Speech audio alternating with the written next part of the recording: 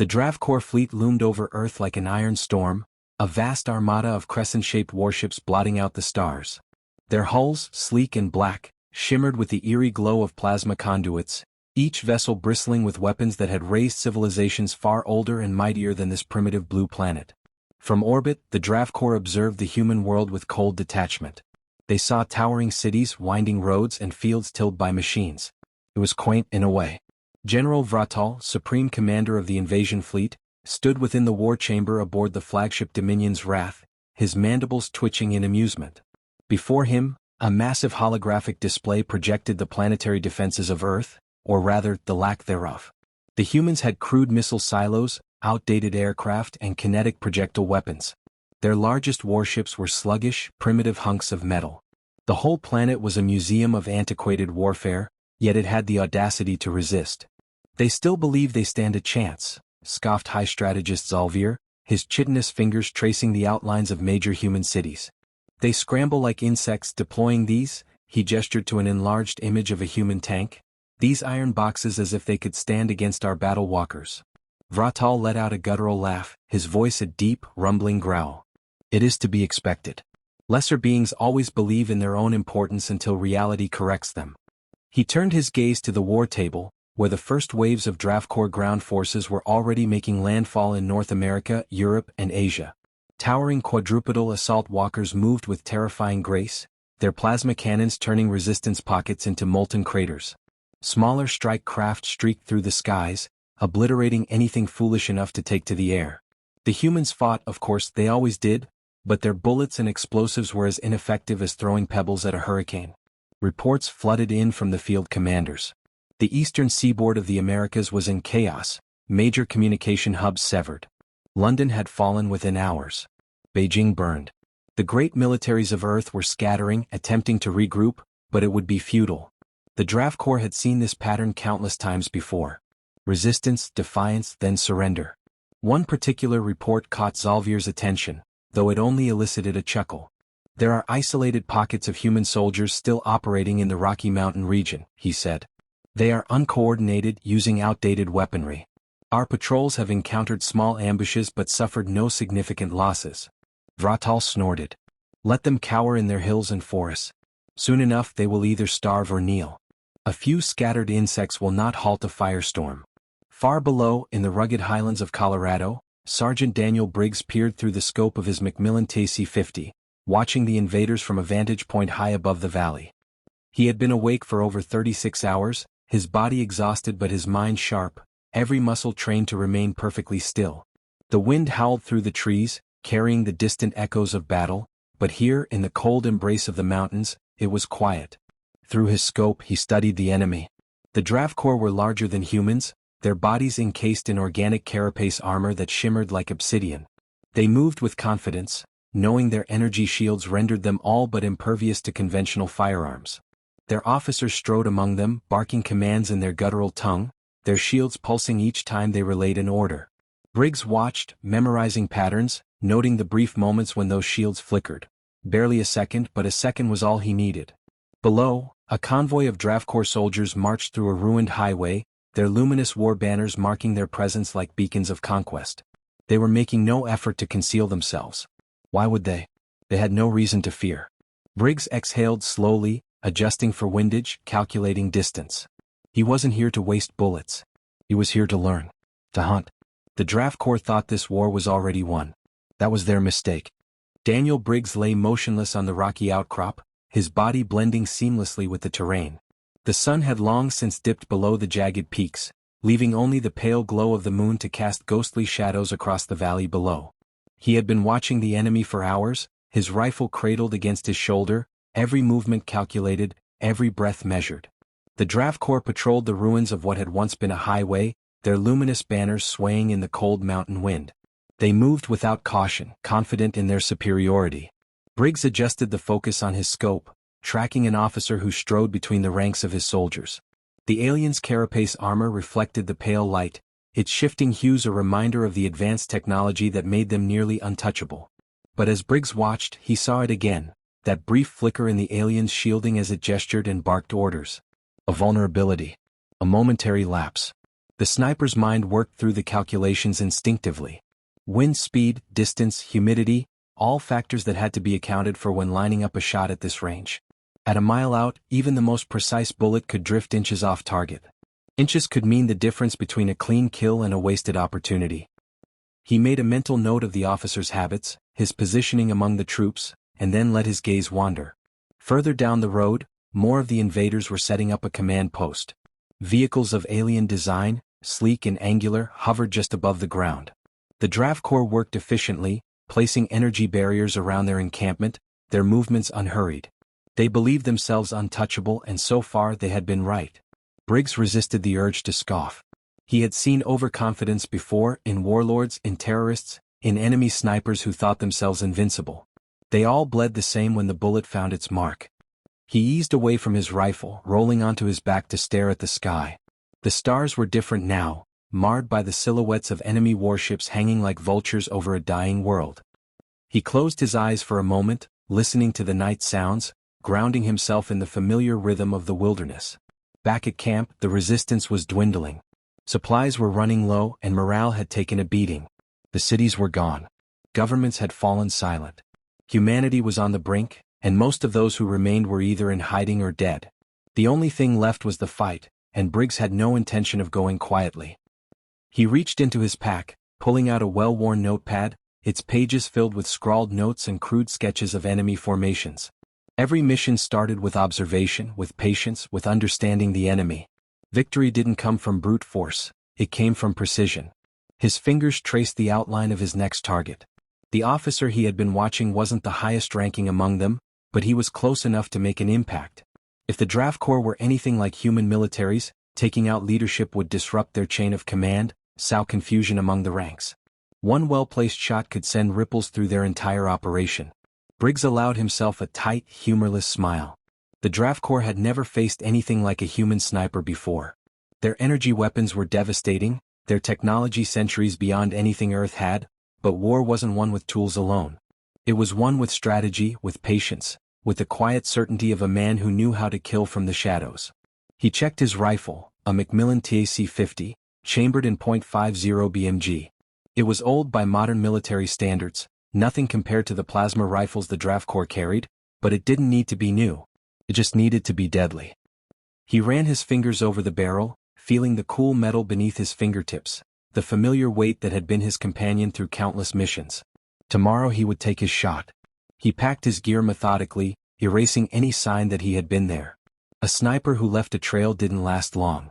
As he moved deeper into the mountains, he thought of the stories he had heard about these invaders, how they saw Earth as nothing more than another conquest. He thought of the laughter in their voices, the mocking disdain in their reports. Let them laugh. By the time they realized their mistake, it would already be too late. The valley was still beneath the sniper's perch, cloaked in the early morning hush that came before the first light.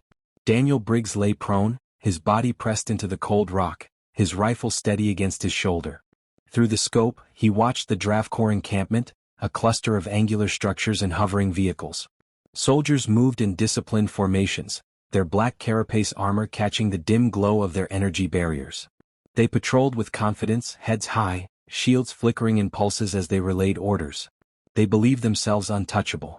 Briggs exhaled slowly, his heartbeat steady, his world reduced to the target in his crosshairs. He had chosen this position carefully, nestled high in the craggy cliffs overlooking the road. A mile out, maybe a little more, but distance had never been the problem. The problem was timing.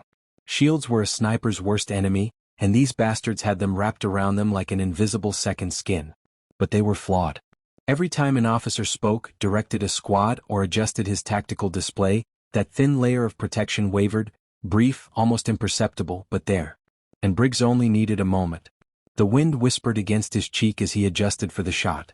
Below, a draft corps officer stood near a command terminal, his mandibles clicking as he barked orders. His shield pulsed, dimmed for just a second. Briggs' finger tightened on the trigger. The rifle roared. A .50 BMG round traveled at nearly 3,000 feet per second, a slug of pure devastation tearing through the morning air. The alien officer's head snapped back as the bullet punched clean through the side of his skull, shattering armor, bone, and whatever passed for a brain inside the draft corps' thick head. A mist of dark blue ichor sprayed into the air. The body remained upright for half a heartbeat before crumpling to the ground, lifeless.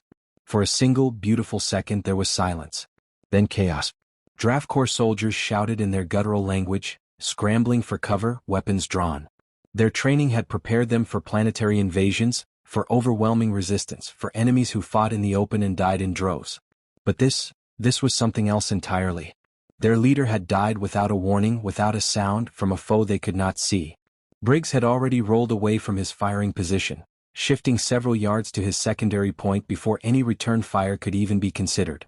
He pressed his body into the dirt, listening. The aliens barked frantic orders, searching the ridgeline, weapons scanning for a target that wasn't there.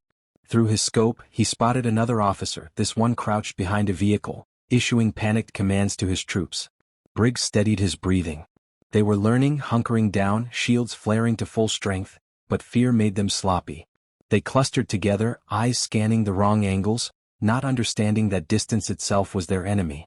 He adjusted his aim, found a weak point. The officer was gesturing wildly, shield flickering. Another shot. Another kill.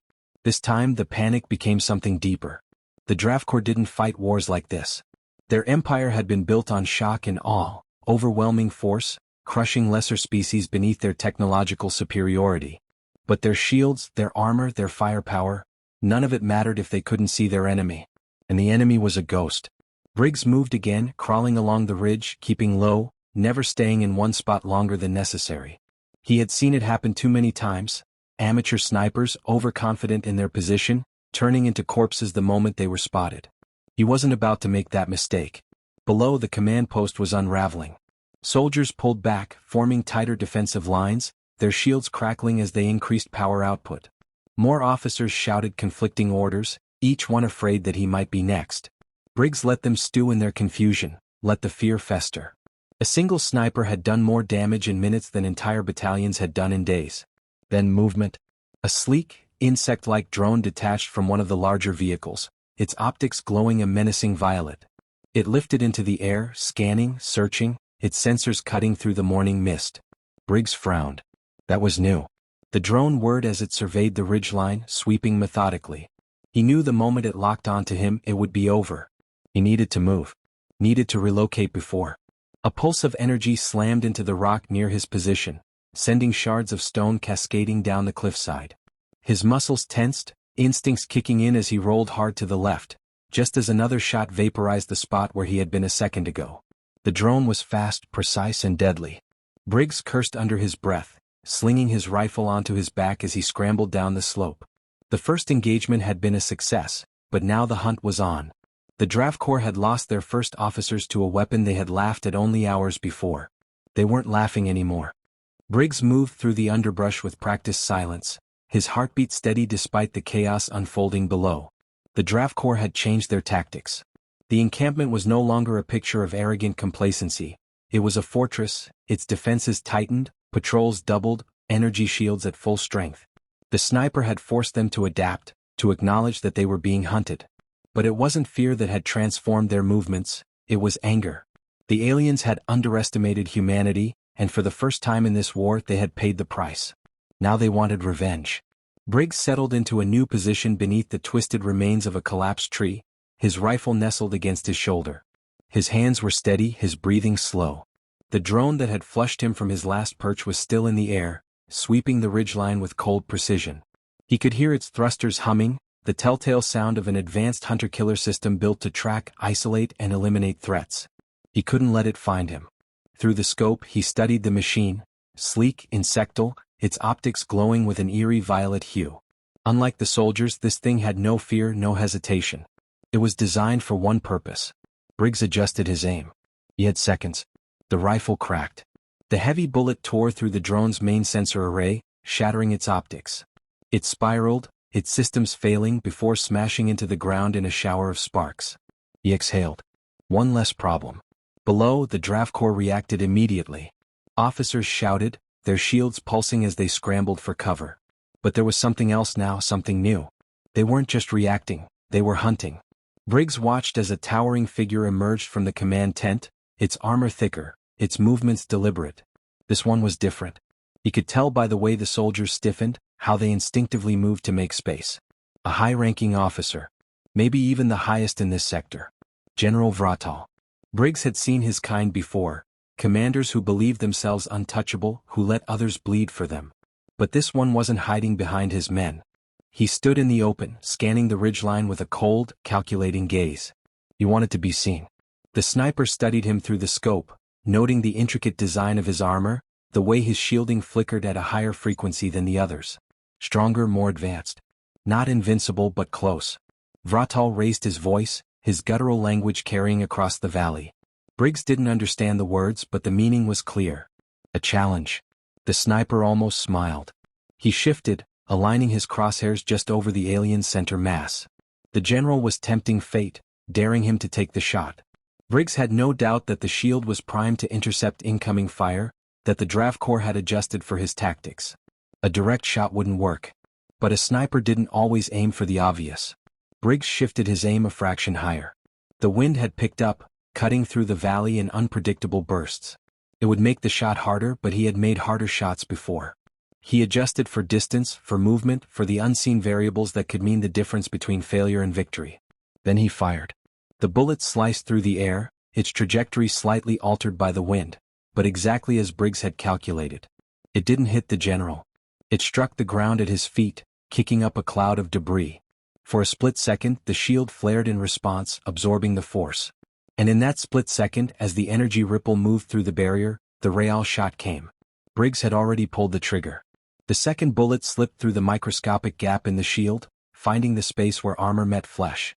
It tore through Vratal's side, shattering chitin, sending him to his knees. The silence that followed was absolute.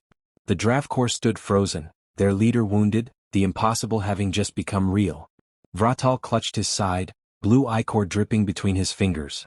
His mandibles clicked in disbelief. He looked toward the ridgeline, toward the unseen ghost that had done what no army had. His forces, his technology, his empire's might, it had all failed to stop a single human with a rifle. Briggs disappeared into the trees, already moving. The war wasn't over, not by a long shot. But today the draft corps had learned a lesson. Earth would not fall without a fight.